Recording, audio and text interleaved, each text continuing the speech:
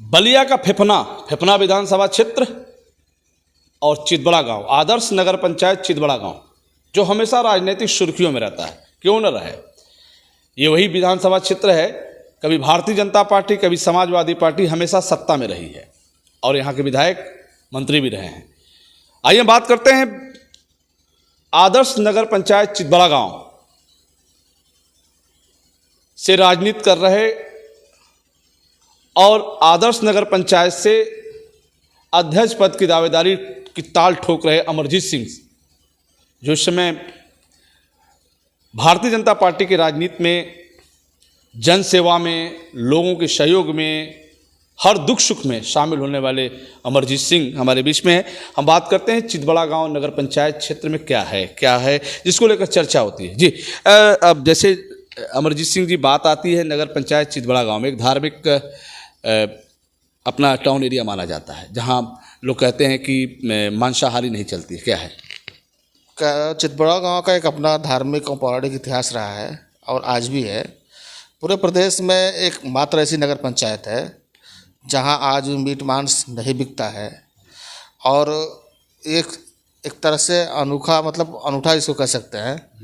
और जबकि यहाँ हिंदू और मुस्लिम दोनों वर्ग के लोग रहते हैं, उसके बावजूद भी यहाँ मांस न बिकना एक बहुत बड़ी चीज़ है धार्मिक रूप से। और धार्मिक रूप से यहाँ पर जैसे मंदिर है राम साराम लोग का जो है, इसका भी एक अलग पता कि काउन मौजों में जो माना जाता है, इसका भी एक आस्था का अलग अपनी पहचान है। उसको लेकर इस चितबड़ा गांव का एक धार्मिक रूप से विशेष स्थान है। तो राजनीति के क्षेत्र में क्या है? राजनीति का तो मान लीजिए चितबड़ा गांव फेफना विधानसभा की एकमात्र नगर पंचायत रही है। फिलहाल एक रक्षण हुई है इस बार, और 2019 के लोकसभा चुनाव का केंद्रीय रहा चितबड़ा गांव, 22 की विधानसभा केंद्र रहा है। तो एक तरह से भारतीय जनता पार्टी के पक्ष में शुरू से उठाकर देखा जाए, सन 1991 से लेकर 2022 तक नगर पंचायत ने हमेशा भारतीय जनता पार्टी के पक्ष में ही मतदान किया है। पहले प्रत्याशी कोई भी यही रहा हो, ओवरऑल इससे वो नहीं है, लेकिन भारतीय जनता पार्टी का सहयोग नगर पंचायत ने हमेशा किया है। और भारतीय जनता पार्टी की जब सरकार बनी और हमारे मंत्री बने इस बार, तो उन्होंने भी चितबड़ा गांव के विकास के लिए अपने स्तर से प्रयास किया। जैसे आप पुल का निर्माण ले सकते हैं, और भी जैसे विकास योजनाएं हैं, हॉस्पिटल बन रहा है हम लोग का 12 करोड़ की लागत से, आयुर्वेदिक हॉस्पिटल 12 करोड़ की लागत से बन रहा था।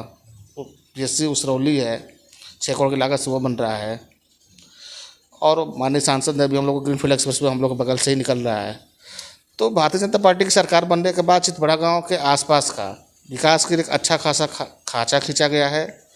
चूँकि नगर पंचायत के अंदर यहाँ बहुजन समाज पार्टी की सरकार है 15 सालों से, और यहाँ जो भी अध्यक्ष हुए हैं 15 सालों में बहुजन समाज पार्टी से रहे हैं, और उन्होंने नगर के विकास के लिए कुछ भी नहीं किया है। आप नगर पंचायत में जाएंगे, कहते हैं इसको आदर्श नगर पंचायत। हमारा एक ही सवाल है उन लोगों से कि कोई एक बिंदु बता दें या एक मुद्दा या एक समस्या बता दें जिसमें उन्होंने नगर पंचायत चितबड़ा गांव को आदर्श के रूप में प्रस्तुत कर दिया हो और उसके लिए उन्होंने काम किया हो और उस समस्या से नगर पंचायत को निजात दिलाई हो।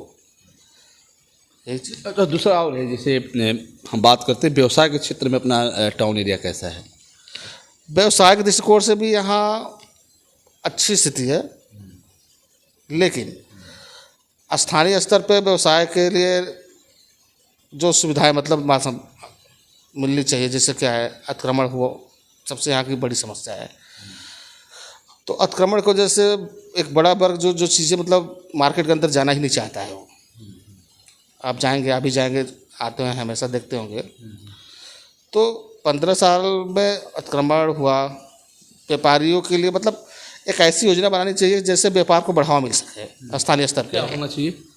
होना चाहिए जैसे यहाँ देखिए शौचालय नहीं है, बाहर से महिलाएं आती हैं आप यहाँ, आप पूरे पीसो तिराहे से लेकर नगर पंचायत के अंदर तक जाएंगे। हो सकता है ज़मीन की दिक्कत हो? नहीं, ज़मीन नगर पंचायत के पास अपनी ज़मीन है, नगर पंचायत के पास अपनी ज़मीन है। अभी अतिक्रमण हटा, अभी भी ज़मीन उपलब्ध है, पहले से भी थी। एक सोच और क्रियान्वयन का अभाव है। एक सकारात्मक सोच के साथ इस कार्य को किया गया, करना चाहे तो कर सकते थे। अच्छा, चलिए अब आगे हम व्यवसाय के क्षेत्र में, धार्मिक के क्षेत्र में आपने बताया रामशाला, वहाँ पे ज़्यादा लोगों की भीड़ लगती है, होली का पर्व जैसे हो। फिर हम आते हैं उस पर मेडिकल के क्षेत्र में और ख़ास एजुकेशन के क्षेत्र में अपना नगर पंचायत चितबड़ा गांव कैसा है? शिक्षा के क्षेत्र में भी पहले से आज की अपेक्षा में काफ़ी सुधार हुआ है। पहले विद्यालय थे, प्राइवेट विद्यालय भी यहाँ जमुना महाविद्यालय है, और भी सारे मतलब विद्यालय, सरकारी विद्यालयों की स्थिति भी धीरे धीरे पहले की अपेक्षा भारतीय जनता पार्टी की सरकार बनने के बाद काफ़ी सुधार हुआ उसमें। तो एक तरह से कहा जाए तो मतलब शिक्षा के क्षेत्र में चितबड़ा गांव एक अपनी पहचान बना रहा है। थर्मापुर में एक बगल में चितबड़ा गांव का नर्सिंग विद्यालय खुला हुआ है, ITI कॉलेज है, ये है।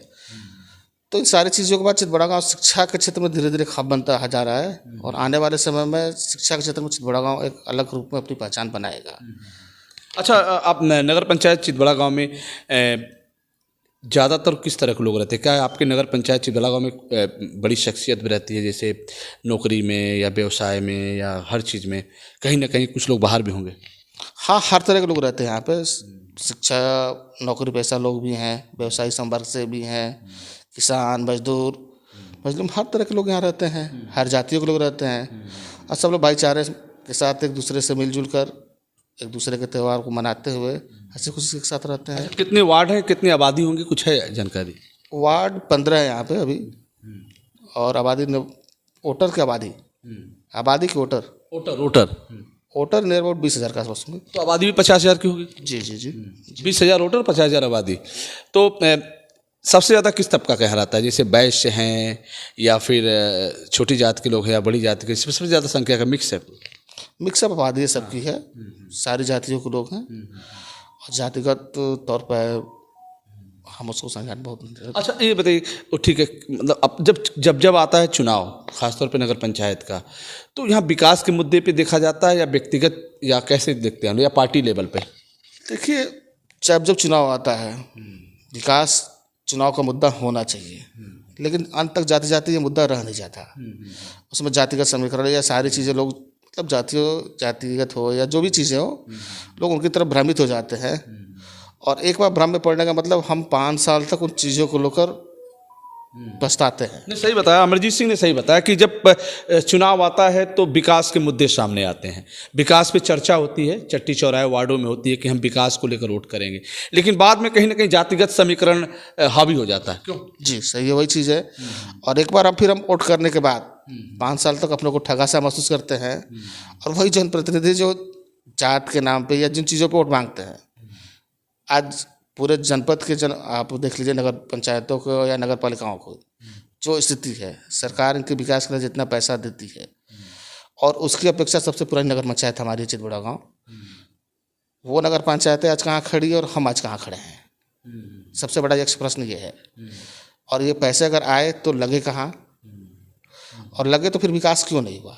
समस्याएं जियो की त्यों खड़ी है, आखिर उसके लिए जिम्मेदार कौन है? मतलब आपके कहने मतलब कि वोट हो तो विकास के मुद्दे पे हो, न कि जातिगत। विकास के मुद्दे पे ही आज देश में चुनाव हो रहे हैं, प्रदेश में चुनाव हो रहे हैं, तो यहाँ भी विकास के मुद्दे पे ही चुनाव होने चाहिए। चलिए, मेरा एक सवाल और है, खासतौर पे चूंकि आप जब भारतीय जनता पार्टी से राजनीति कर रहे हैं, जब आप नगर पंचायत के अध्यक्ष का चुनाव लड़ना चाहते हैं, वैसे आपके नगर पंचायत चितबड़ा गाँव में होना क्या चाहिए, क्या कमी रह गई जो जरूरी है यहाँ के लोगों में? सबसे बड़ी समस्या तो यहाँ है जल निकासी। सबसे आज का जो यहाँ प्रमुख मुद्दा है, यहाँ सीवरेज सिस्टम बनाकर सबसे पहले जल निकासी की व्यवस्था करनी चाहिए। उसके बाद पानी, पीने के पानी के लिए शुद्ध पेयजल होना चाहिए। बिजली के जर्जर तार जो हैं, अच्छा, बिजली के जर्जर तार को चेंज करना चाहिए। जी। तीसरी समस्या ये है स्वास्थ्य, हॉस्पिटल भी अच्छा होना चाहिए, हॉस्पिटल वगैरह। जी, और शिक्षा। सर, सबसे मजे की बात यह है अमरजीत जी की, जो आपका चितबड़ा गांव एरिया है, जो पूर्वांचल एक्सप्रेसवे को सीधा जोड़ता है, आपकी टाउन एरिया से हमें लगता है 18 किलोमीटर पूर्वांचल एक्सप्रेसवे होगा।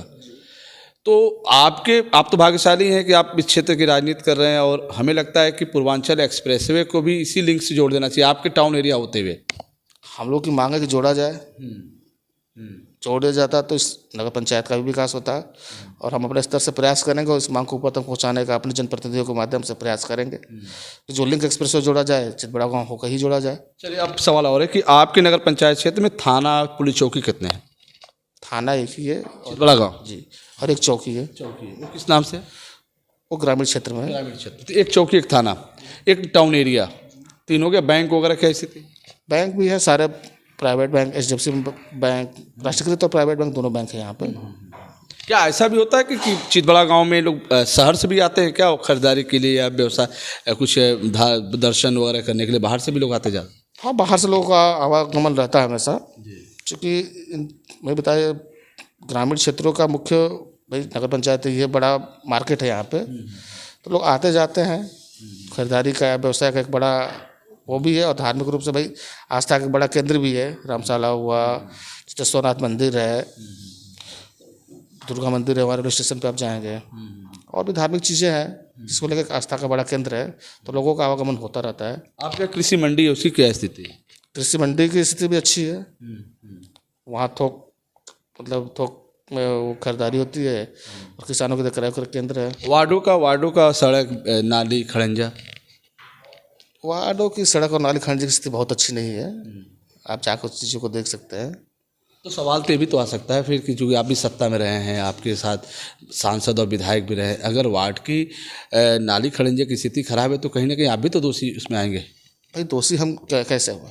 जैसे हमारी की स्थिति क्या है, यहाँ नगर पंचायत है, उसकी अपनी बोर्ड है, और सरकार उसको पर्याप्त पैसा उपलब्ध कराती है। अगर हमारे सांसद विधायक किसी कार्य को कराने के लिए प्रस्ताव देते हैं तो उसकी एनओसी नगर पंचायत से मिलनी पड़ती है, और नहीं मिलती है। वो विपक्ष के नहीं, वो वही तो कह रहे हैं, अध्यक्ष हम लोग को उन चीज़ों के लिए एनओसी देते ही नहीं है, तो हम लोग के अधिकार नगर पंचायत में आकर सीमित हो जाते हैं। और सरकार चूँकि इनके पास अभी भी इतना पैसा देती है सारे विकास कार्य को कराने के लिए, तो वो कार्य को खुद ही नहीं कराते हुए हैं कमीशन के चक्कर में, या मतलब अंडरस्टूड जो चीज़ें होनी चाहिए राजनीति में, आपसी विवाद हुआ या अन्य चीज़ें जो हैं उनके चक्कर में अभी बहुत नगर पंचायत में पैसा पड़ा हुआ है, काम नहीं हो पा रहा है। अभी टेंडर्स हुए पिछले, अभी देख लीजिए, आपसी विवाद चक्कर में टेंडर हुए, फिर वो निरस्त हो गए।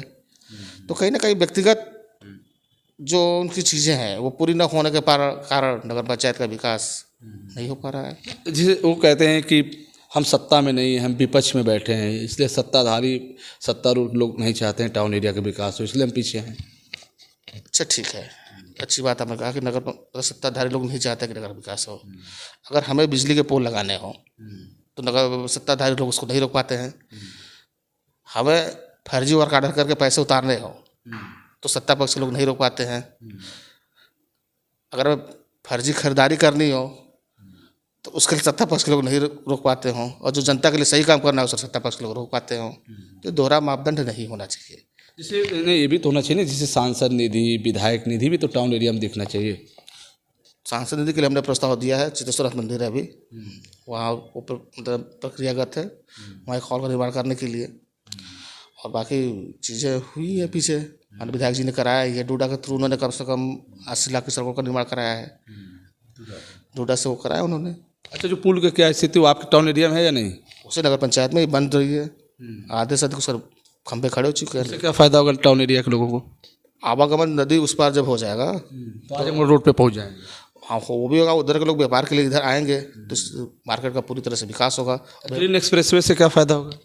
ग्रीनफील्ड से पुल कनेक्ट होगी, बगल से ही निकल रहा है, तो उसको प्रयास करके जुड़वाया जाएगा उस पुल को, फिर कनेक्टिविटी बढ़ेगी, तो चीज़ें जब एक दूसरे से जुड़ा होगा, आवागमन बढ़ेगा, तो वैसे ही व्यापार बढ़ेगा, लोगों का आवागमन होगा, तो ये चीज़ें हैं। अमरजीत सिंह ने कहा कि टाउन एरिया का विकास तभी संभव है जब विकास की बात हो। विकास होना चाहिए और जनता का भी साथ होना चाहिए। अब टाउन एरिया के जो चेयरमैन हैं वर्तमान में उनके कार्यकाल शेष बचे हैं। अब अगला चेयरमैन कौन होगा, कब चुनाव होगा, क्या होगा, कैसे होगा, ये तो दिसंबर तय करेगा, नवंबर या दिसंबर। फिलहाल अमरजीत सिंह जी का कहना है कि टाउन एरिया का विकास होना चाहिए। मैं प्रयासरत हूँ, विधायक सांसद निधि से भी हमारा प्रयास है कि कुछ बेहतर हो, सड़कें अच्छी हो, नाली खड़ंजा बेहतर हो।